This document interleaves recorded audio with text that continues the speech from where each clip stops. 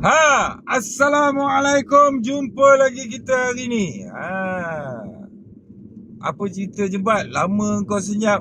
Senyap lah, sibuk macam-macam hal. Okey, baik. Sekarang kita nak cerita pasal warga asing ni, pelarian Rohingya, Bangla, Indon. Tapi more on Rohingya lah sekarang ni kalau kita tengok kan. Aku pelik ya, macam mana ya kerajaan boleh mengatakan kita nak hantar dia balik mana? Kalau kita perlu hantar dia balik, kita nak hantar dia balik ke mana? Dia pandai datang, dia tak pandai balik ke? Cuba fikir. Dia datang daripada tengah laut. Mana boleh dia datang dari tengah laut?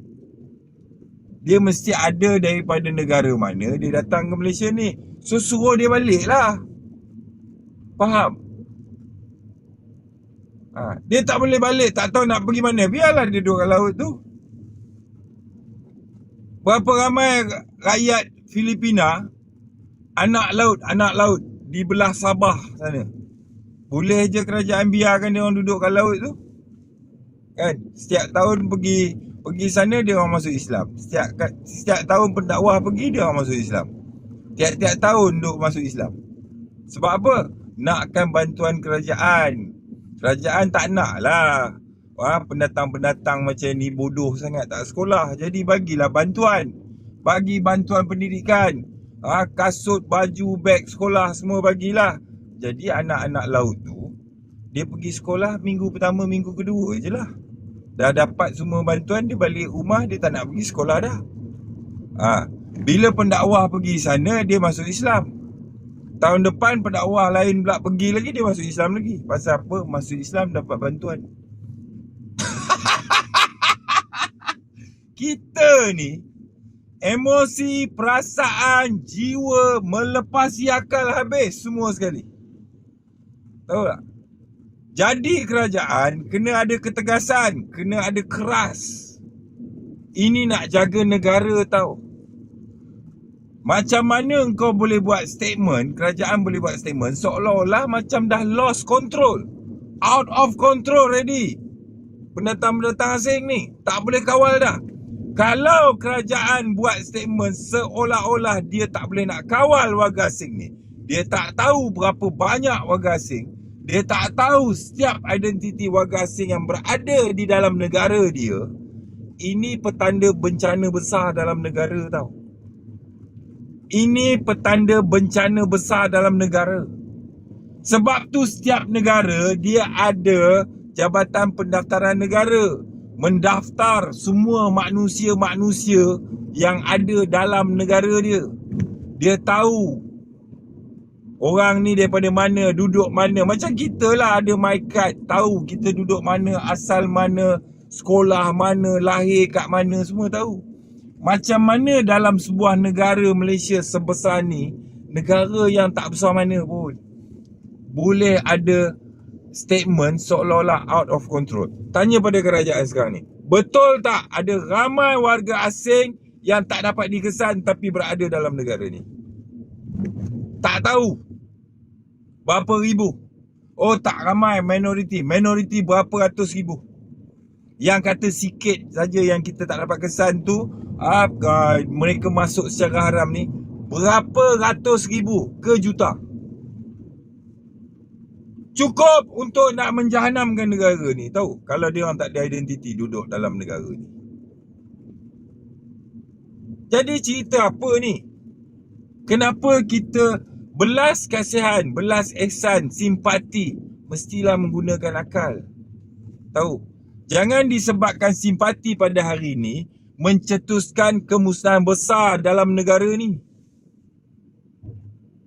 Hari ni Rohingya boleh buat statement nak kesamarataan dengan rakyat Malaysia. Sebab apa? Dia kata dia juga penyumbang ekonomi dalam negara.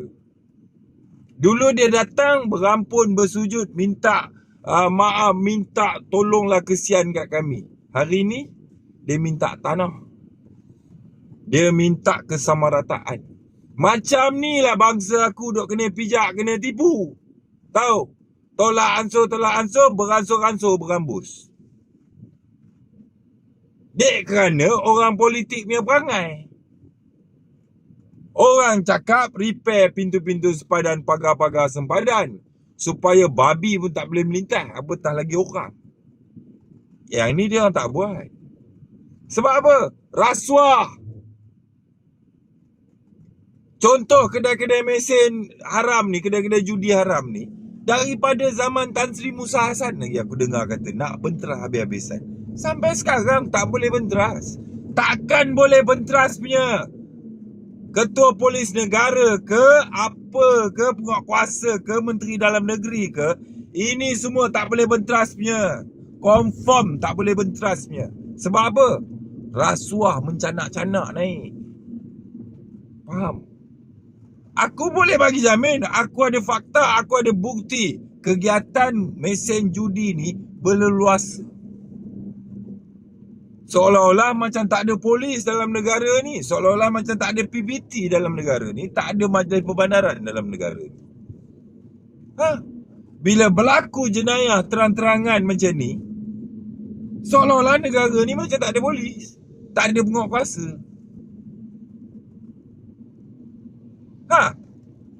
Jadi macam tu jugalah pendatang asing Rohingya ni. Disebabkan apa? Rasuah. Rakyat kita sendiri yang menjahanamkan bangsa negara ni. Terima rasuah, seluduk masuk warga asing. Aku tahulah. Kan? Bab-bab ni aku tahu. Daripada pakai lori hantu bawa masuk warga asing ni, zaman-zaman bawa masuk Indon, sampailah curi pasir. Tu semua kegiatan kembar aku. Kembar. Bukan aku, kembar aku. Faham? Jadi apa yang aku nak cakap kat sini, satu kerajaan dia tak boleh buat statement mengatakan dia lost, out of control. Satu-satu isu yang besar macam ni, dia boleh mencetuskan kebimbangan masyarakat tau. Pasal apa? Polis pun tak boleh buat apa dah. Kerajaan pun dah announce tak tahu nak buat apa dah. Macam ni macam mana? Mencetuskan panik. Betul tak? Jadi penguatkuasa, Menteri Dalam Negeri, ataupun Panglima Angkatan Tentera, agensi penguatkuasaan, korang kena berani lah. Hati mau kering lah. Duk sentimental macam mana kau nak kuasakan benda? Bila Jebat cakap, Jebat ni orang yang hati batu, tak ada perasaan, tak ada emosi. Kepala bapa apa tak ada perasaan, tak ada emosi. Setiap cinggir, setiap makwa, setiap girlfriend yang duduk dengan aku, semuanya menyatakan saya merasai penuh kasih sayang duduk dengan abang. Nampak? Padahal abang ni mulut ganas, muka pun ganas, tapi duduk dengan abang, saya tak pernah jumpa lelaki seromantik abang. Nampak tu?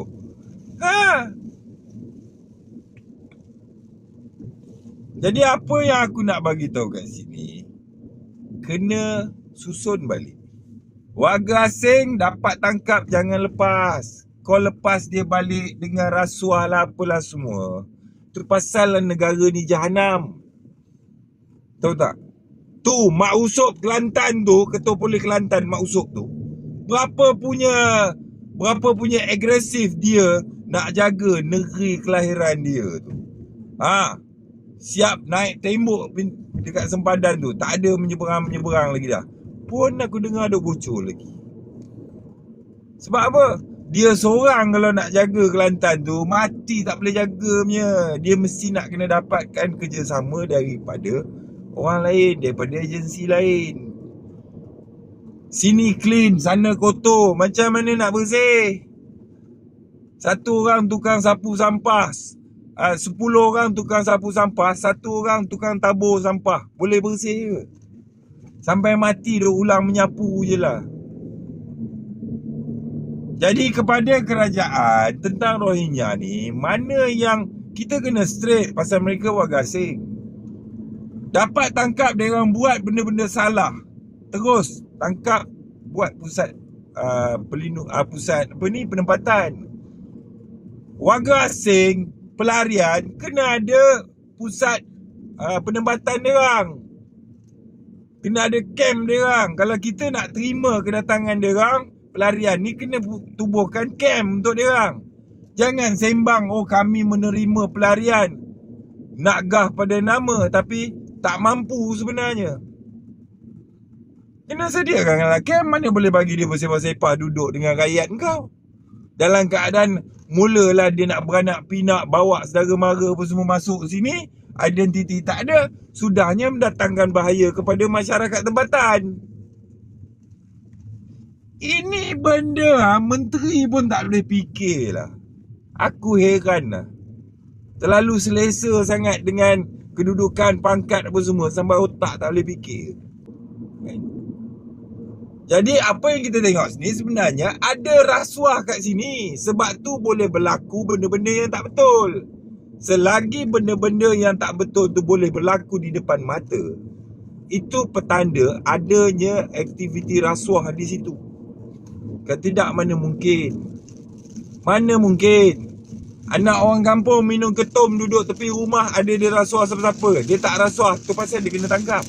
Kalau dia rasuah, dia jual ketum, buka restoran jual air ketum pun, tak ada siapa nak tangkap dia. Inilah isunya negara kita kalau nak tahu. So hidup berakal, mati jangan berantu, belum mati jangan bodoh macam hantu. Negara ni boleh jahanam kalau warga asing ni kita mengharapkan kerajaan dan penguatkuasa menjalankan tindakan. Kita sendiri kena buat tindakan. Ya? Heret penguatkuasa tu suruh dia buat kerja. Kalau kau dapati satu tempat tu penuh dengan warga asing, kau pergi cari ketua polis daerah situ. Kau pergi cari immigration kat situ. Siapa in charge kawasan ni? Kena ada tanggungjawab terhadap negara yang macam tu. Pergi berhimpun depan pejabat immigration tu, panggil bahagian kepala penguatkuasa mana. Mai sini aku nak tunjuk tempat. Korang jangan tak tangkap sudah. Faham? Itu cara kita nak membantu kerajaan. Marah orang jebat buka line macam ni, mampus immigration semua. Operasi 24 jam lah lepas ni. Lepas tu dulu polis boleh tangkap warga asing, sekarang tak boleh. Hanya immigration. Bila immigration saja yang boleh, kita tengok kebanjiran makin teruk lah. Dulu warga asing jalan nampak polis takut, sekarang dia tak takut. Sebab dia tahu polis tak boleh tangkap dia. Tapi dia tengok immigration macam nampak hantu. Macam tu lah sekarang ni. Jadi Pudin Poka, aku faham lah, dia ni pun pandai mengaji, pandai baca Al-Quran kan, hafalan pun banyak. Nak jadi Menteri Dalam Negeri, hati mau keras sikit lah. Kedap macam mana? Tengok kucing mati pun nak nangis sebulan, macam mana nak jadi Menteri Dalam Negeri? Jiwa mau keras sikit, tegas sikit. Jangan pentingkan emosi dan perasaan jiwa kau.